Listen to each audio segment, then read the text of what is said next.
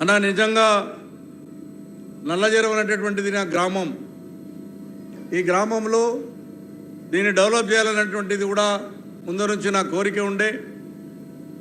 బండు కూడా వేయడం జరిగింది. కొంతమంది డెవలప్ చేస్తూ ఉంటే కోట్లలో ఆర్డర్లు తెచ్చుకున్నటువంటి లోకల్ రైతులు చాలాసార్లు అడ్డంకాలు వేసి కోట్ల ధర ఆపడం జరిగింది. ఎన్నోసార్లు ప్రయత్నం చేశాం, ఎస్టీపీ కూడా ప్రయత్నం చేశాం. అన్నీ చేసినప్పటికీ కూడా కోట్ల ద్వారా ఆపడం జరిగింది. అది మా రేవంత్ రెడ్డి అన్న ఆశీర్వాదంతో ఇవాళ మా నల్లజెరువు రావడం అనేది మా రేవంత్ రెడ్డి గారు ముఖ్యమంత్రి గారికి ప్రత్యేకమైనటువంటి ధన్యవాదాలు.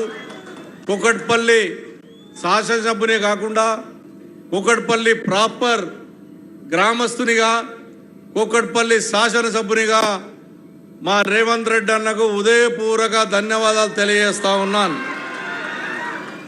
అందుకొరకే ఎప్పుడు కూడా నేను నల్లజెరువు విషయంలో నేను ఎక్కడ స్టేట్మెంట్ ఇవ్వలేదు.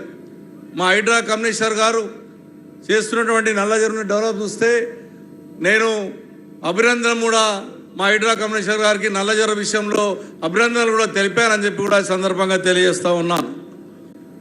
అన్న ఇప్పుడు మనకు నా కాన్షియన్స్లో నాలలు ఎక్కువ ఉంటాయి. హైదరాబాద్ నగరంలో మీకు కూడా ఎక్కువ తెలుసు, పార్లమెంట్ సభ్యునే చేశారు కాబట్టి నాలలు ఎక్కువ ఉంటాయి, చెర్లు ఎక్కువ ఉంటాయి. ఎక్కువ నీళ్ళన్నీ మా కుక్కడపల్లి కాన్స్టిట్యున్సీ పోయి బేగంపేట ముంచుతుంది. మీకు కూడా తెలుసు ఎన్నిసార్లు ఇబ్బంది అయింది. దానికి రిటర్న్ వాళ్ళు కూడా చేస్తే బాగుంటుందని నేను ముఖ్యమంత్రిని కోరుతా ఉన్నాను.